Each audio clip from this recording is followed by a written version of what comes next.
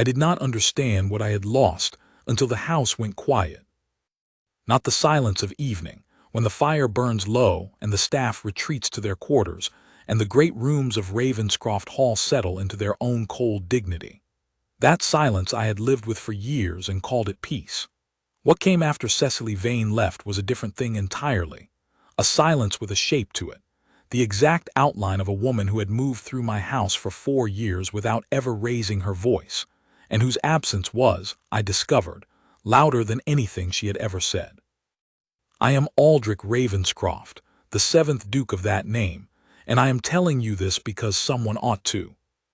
Because the men in my position do not often confess to being fools, and I was one, not through cruelty, not through malice, but through a failure of attention so complete that it shames me still.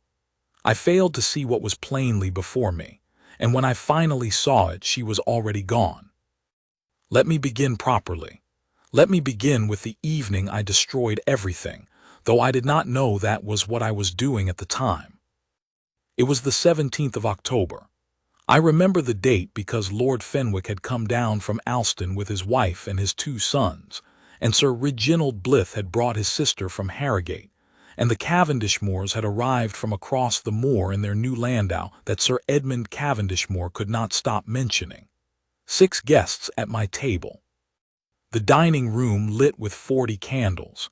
Mrs. Hooper's pheasant, a tolerable burgundy from the cellar Cecily had organized the previous spring, though I did not think to mention that.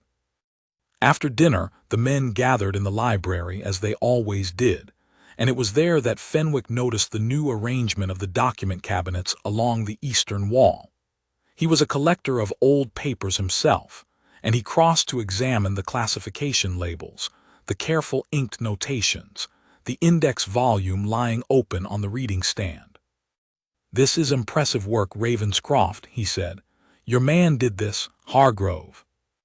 Hargrove was my estate secretary and could not have organized a linen cupboard. I said so, which made Fenwick laugh. "Then who?"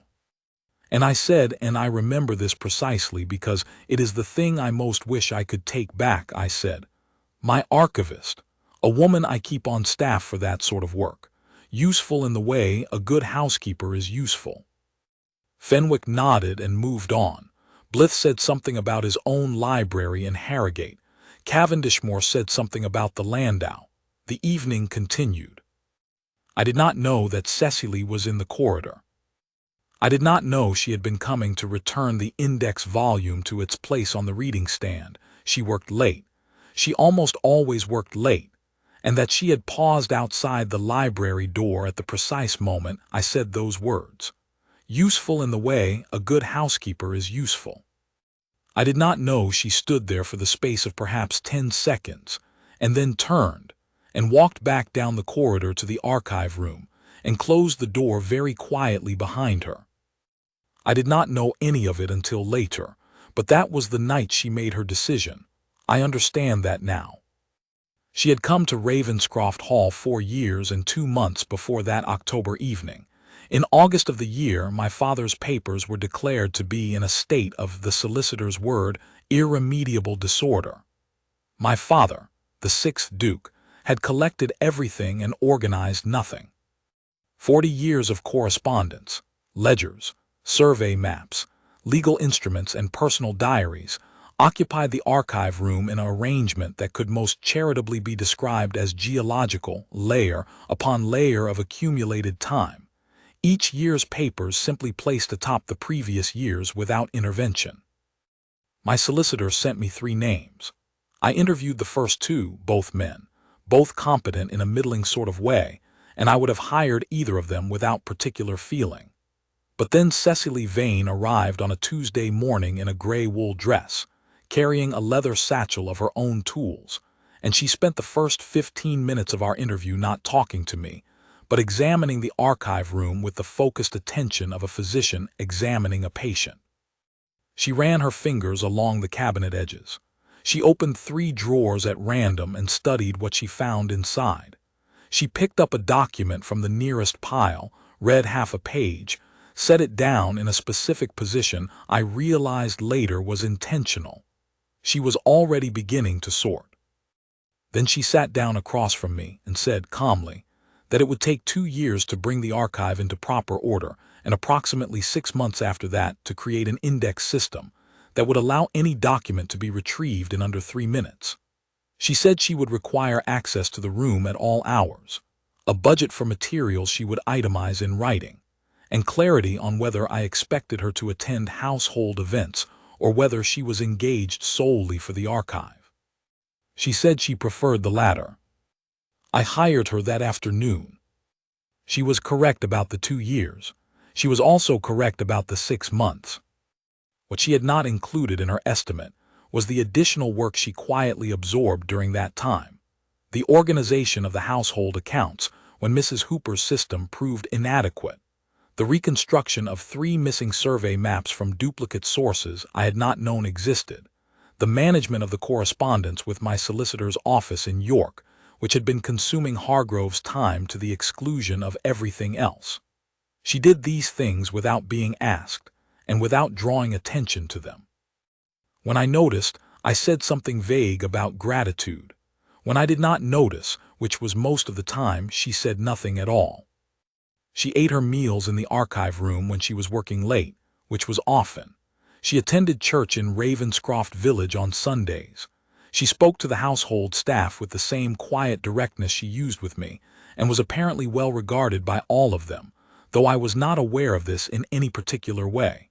She was simply present, a fixture, a certainty in the daily life of the house that I had stopped registering the way one stops registering the solidity of the walls. This is the thing I am most ashamed of. She was indispensable to me, and I had made her invisible. She left on the 18th of October. I did not know she was gone until 9:30 in the morning, when I went to the archive room to ask about the Fenwick survey maps. Fenwick had inquired about purchasing copies, and I needed to know what we held. The room was in order, every cabinet closed, the index volume in its place on the reading stand, the tools she kept on the small table by the window, her ruling pens, her supply of document tape, the brass magnifying glass she used for the older papers, were gone. The table was clean. On the reading stand beneath the index volume was a single sheet of paper in her precise, unhurried hand. Your Grace, I am grateful for the employment. The archive is in order and the index is complete. I have attached a key explaining the classification system that any competent person should be able to maintain. The outstanding survey copies for Lord Fenwick are in the second drawer of Cabinet C, already prepared. I am returning to my sister in Heswick. I wish you well. C. Vane. I read it twice. I stood in the clean, ordered room and read it twice, and I thought, and this is the honest accounting I promised, I thought, well, that is inconvenient. I thought I would need to find someone else. I thought the timing was poor, with Fenwick's request outstanding and the winter correspondence season about to begin. I did not yet understand what I had done. The understanding came slowly, which is perhaps fitting for a man who had been so slow to see. It began that first week in small ways. Hargrove came to me with the November estate accounts and could not locate the ledger format Cecily had established. When I directed him to the archive room, he spent an hour and emerged with the wrong volume and a helpless expression. It was a small thing. I handled it. Then Mrs. Hooper's household account system, which Cecily had quietly reorganized the previous year, began to degrade without the gentle corrections Cecily had apparently been making without anyone fully realizing it. Mrs. Hooper came to me with receipts she could not reconcile, not understanding that the problem was not the receipts but the underlying system, which she had not known was maintained by anyone other than herself. It was a moderate thing. I handled it.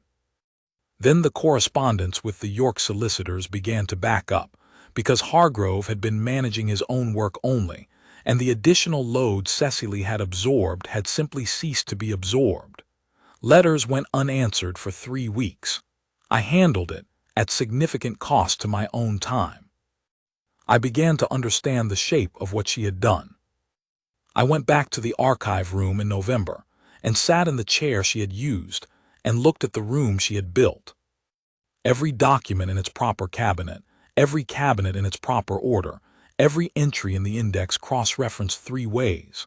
The survey maps I had asked about, Fenwick's copies, were exactly where she had said they would be, already prepared, as if she had known the question was coming and had answered it before she left. There was a careful note clipped to them explaining the scale and the survey date and the relevant legal provenance. She had written it before she left. She had written it and left it and walked away. I sat in that room for a long time. The word she had used was grateful. I am grateful for the employment. She had thanked me. She had thanked me for 4 years of work she had done better than anyone I had ever employed. Work she had expanded beyond its brief without complaint.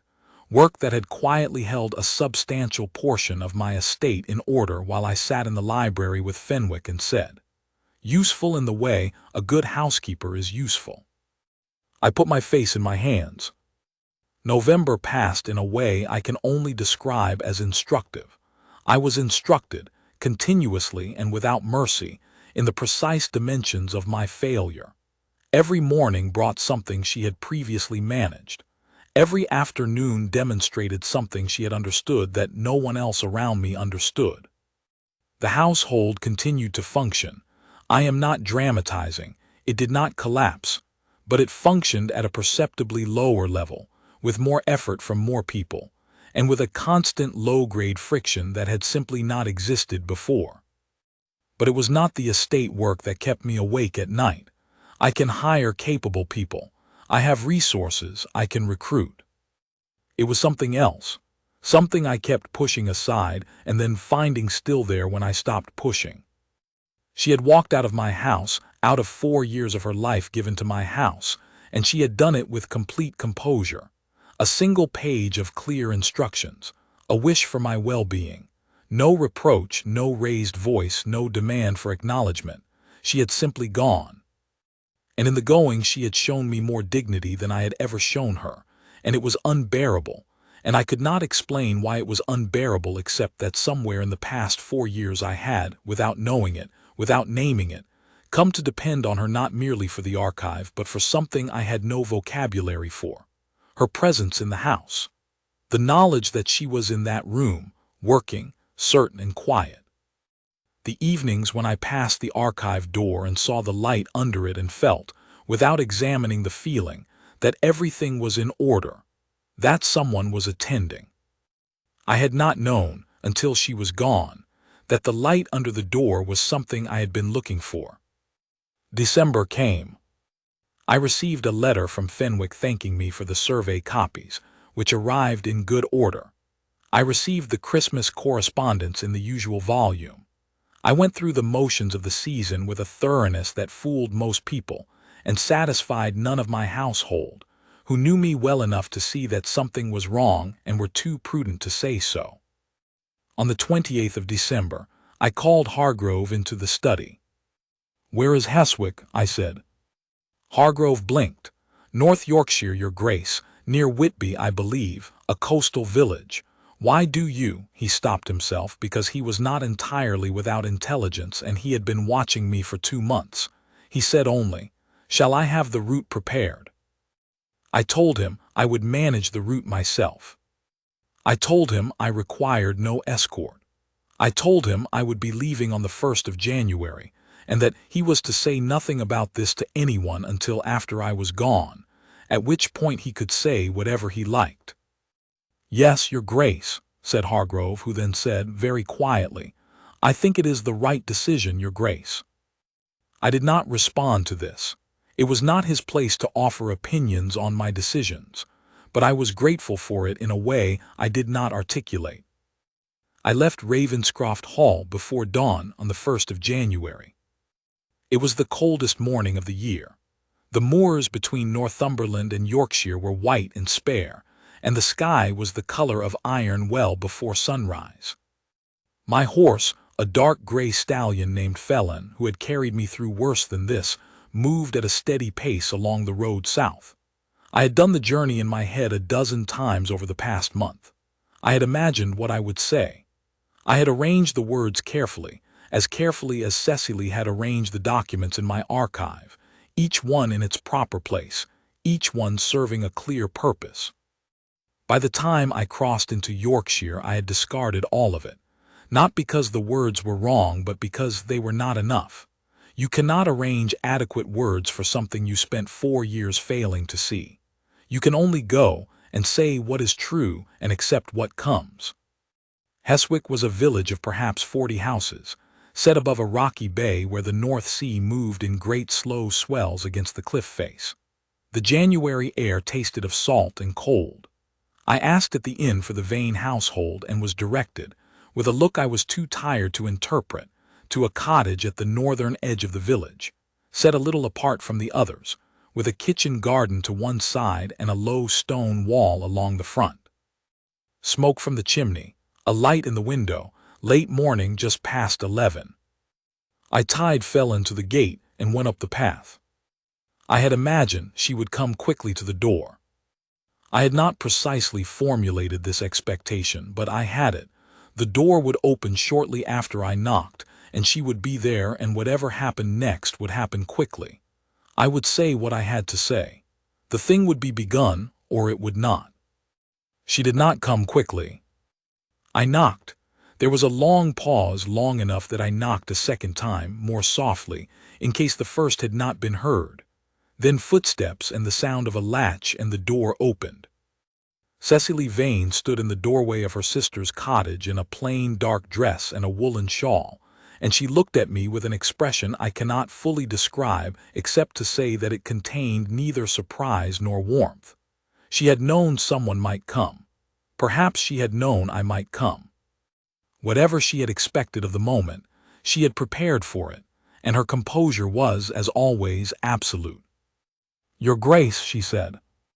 "Miss Vane," I said. There was a silence. The sea was audible somewhere below the cliff. A gull cried and was answered by another. "You have ridden from Northumberland," she said. It was not a question. "Yes." "In January." "Yes." She studied me for a moment. I was, I imagine, not a prepossessing sight, 2 days in the saddle, the cold of the moors still in my coat, the word fool written on my face in whatever way a face can carry such a word. "You should come in," she said. "Fellin needs water." She had remembered my horse's name. I do not know why that particular detail made the breath catch in my chest, but it did. Her sister's name was Martha, a warm, direct woman of perhaps 35 who had the same quality of stillness as Cecily without the particular precision. She set a kettle on and withdrew to the back of the cottage with a discretion that suggested Cecily had prepared her for the possibility of this visit or something like it. I sat at the kitchen table. Cecily sat across from me. Between us was the surface of plain scrubbed wood, and 4 years of everything unsaid. I tried the words I had prepared. They lasted approximately 1 sentence before I abandoned them, because they were not honest enough and she would have known it. I said something unforgivable, I said. "In October, you were in the corridor." "I did not know that, but you were, and you heard what I said." She did not confirm or deny this. She looked at me steadily. "I do not know if you came here because of that specifically or because of a longer pattern of which that was only the final instance. Either way, the judgment is accurate. I failed to see what you were doing. I failed to see you, entirely, for 4 years. And I stood in that library and reduced you to a domestic convenience, and I stopped. There is no sufficient apology for that. I am not here to offer one.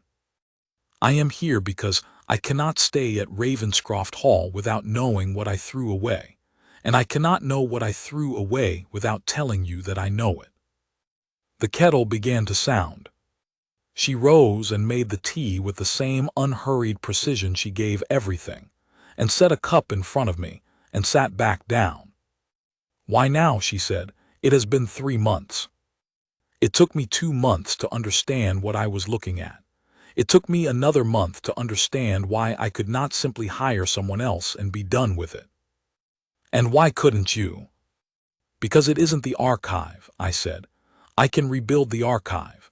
It isn't the estate work, though she did half of Hargrove's job and a quarter of Mrs. Hooper's, and I was too blind to notice.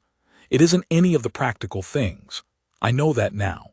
I have been sitting in that house knowing it since November and refusing to say it plainly, even to myself. She waited. I rode 3 counties in January, I said, because the house is wrong without you, not the archive room, the house. Because every evening I look for the light under the door and there isn't one. Because somewhere in the past 4 years you became. I stopped again. I was not a man accustomed to this kind of speech and I was doing it badly, but I continued, because doing it badly was what was required. You became the steadiness of the place. You became the thing I trusted without knowing I was trusting it. And I had no right to that trust because I gave you nothing in return, not acknowledgement, not regard, nothing adequate to what you gave me, and so you left, which was the right and dignified thing to do, and I am here asking. What are you asking? She said. Her voice was level. Her hands were steady around her cup. I am asking if there is any version of this in which I have the opportunity to do better, if there is any condition under which you would. I stopped for the 3rd time. I am not asking you to return to the archive. I am not asking you to work for me. I do not know precisely what I am asking except that I am here and I am asking. She looked at me for a long moment. Then she said, "There are 4 things." I listened. I listened the way I should have listened 4 years ago, without formulating my response before she had finished, without measuring her words against my own convenience, without the comfortable assumption that what she required was already being provided. I simply listened. The first thing, she would not return to a position defined by utility. If she returned to Ravenscroft Hall, it would not be as an archivist. She had spent 4 years giving that house order and she had done it well, and she was finished with being useful in the way a good housekeeper is useful. If there was to be any place for her at Ravenscroft, it would be a different place entirely, defined honestly and without euphemism. I said, "I understand." I said, "You are right." The second thing, she would not be invisible. Whatever role she occupied, she would be acknowledged in it to staff, to guests, to anyone who came to the house. She would not stand outside library doors while her name was declined to be given. I said, "I understand." I said, "I was wrong and I am sorry, and it will not happen again." The third thing, she would have her own work, beyond whatever the household required. She had a monograph she had been writing for 3 years on the documentary record of Northern estate management in the previous century. She had discovered materials in my archive that were significant, that ought to be published, and she had set it aside repeatedly because there was always something more pressing needed for the estate. She would finish it. She would correspond with the antiquarian societies she had been corresponding with before she entered employment. She would be a scholar, not only a functionary. I said, "The archive is yours. The monograph will be published, whatever time, space, and material you require." There was a pause. "The 4th thing," she said. "Yes." She looked at me with that same steady look, the one I had seen on the first day she came to Ravenscroft, when she had examined the archive room with a physician's attention and then sat down and told me exactly what she required. She had always known what she required. She had simply been waiting for me to ask. "I will not be thanked for the employment," she said. "I will not be treated as though my being there is a favor from you that I ought to receive with gratitude. I will not write a letter at the end of things thanking you for the opportunity." I understood what she was saying. I understood all the weight of it. "No," I said, "you will not." She was quiet for a moment. The gull outside cried again. The winter light came through the cottage window and lay across the table between us, pale and honest, the way January light always is. "You are kneeling," she said. I looked down. I had not realized it. Somewhere in the course of the 4th condition I had slipped from my chair, and I was on one knee on the stone floor of her sister's kitchen in Yorkshire on the 1st day of January, which was not a position I had occupied before and was not, I thought, a particularly dignified one for the 7th Duke of Ravenscroft, and I did not care at all. "Yes," I said. "On a stone floor." "It appears so." "In January." "Miss Vane," I said, "I rode 3 counties. The floor is the least of it." And then she smiled. It was a small thing, carefully contained, but it was real, and I had not seen it before. In 4 years of daily proximity she had been kind and capable and composed, but I had never seen her smile, and the realization of that, of how much I had not seen, of how much there was still to see, was the thing that finally completely undid me. "You may get up," she said. "You'll ruin your coat." I got up. I stood across the table from her and waited. "Yes," she said. We returned to Ravenscroft Hall in the 2nd week of January, arriving in the early afternoon when the low winter sun struck the stone facade and made it look almost welcoming. Hargrove had the sense to come out and take Phelan himself rather than sending a groom, which told me he had been watching for us.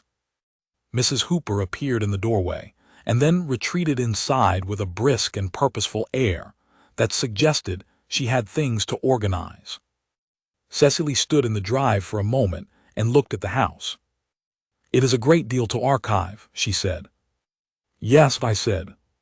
"That was a joke," she said. "I am aware," I said. I laughed inwardly. She looked at me with a measuring expression. "You will need to work on that." "I am told I am a quick study," I said, "by absolutely no one, but I intend to start." We went in. I will not pretend the months that followed were simple, because nothing real is simple, and Cecily was not a woman who smoothed edges for the sake of comfort. She said what she thought. She corrected me when I was wrong, in the direct and unhurried way she had always had, and I learned, gradually, to receive the correction without the instinctive resistance of a man who had been unchallenged for too long. She corresponded with the antiquarian societies. She received 3 scholars at the hall in the spring to examine materials from the archive, and I moved through those visits with something I eventually recognized as pride, not pride in my estate but in her, in watching someone do exactly the work they were built for, in a place where it was now known and acknowledged and valued. She finished the first part of the monograph in April. When she showed it to me, I read it in 2 evenings and then sat with it for a third, because it was serious and important and because I had not known, despite 4 years of proximity, the full dimensions of what she was. She asked what I thought. I told her. She listened, which was its own kind of rarity.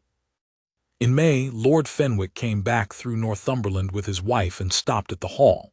He found his way to the archive room, as he always did, and he found Cecily there, and I introduced her without any of the failure of that October evening. I said her name. I explained her work. I spoke of the monograph and the societies she corresponded with. Fenwick, who understood scholarship when he encountered it, was engaged and respectful, and his wife asked Cecily 3 intelligent questions that Cecily answered with the same precision she gave everything. When they left, I passed the archive room, and there was the light under the door. I stood in the corridor for a moment, as I had done or not done for 4 years. Then I knocked. "Come in," she said. I went in. She asked me once, in the autumn of that year, why I had gone to Heswick in January rather than waiting for spring. It was a reasonable question. The roads had been difficult. The crossing of the moors in the first days of the year was not sensible by any measure. "Because," I said, "I spent October not seeing what I should have seen, and November and December seeing it, and I had already spent 3 months being a fool, and I did not want to spend a 4th. She considered this, and the kneeling. "The kneeling," I said, "was not planned." "No," she said, "I could tell." "Was it?" I paused. "Was it adequate?" She looked up from the document she was examining. In the 8 months since January she had learned to look at me with something that was not quite amusement and was more than neutrality, a look I was still learning the full vocabulary of, though I had made considerable progress. It was adequate, she said. Get the document lamp. The light is failing. I got the document lamp. In the window, the first snow of the season was beginning to come down over Northumberland, and the archive room was warm, and the light was on.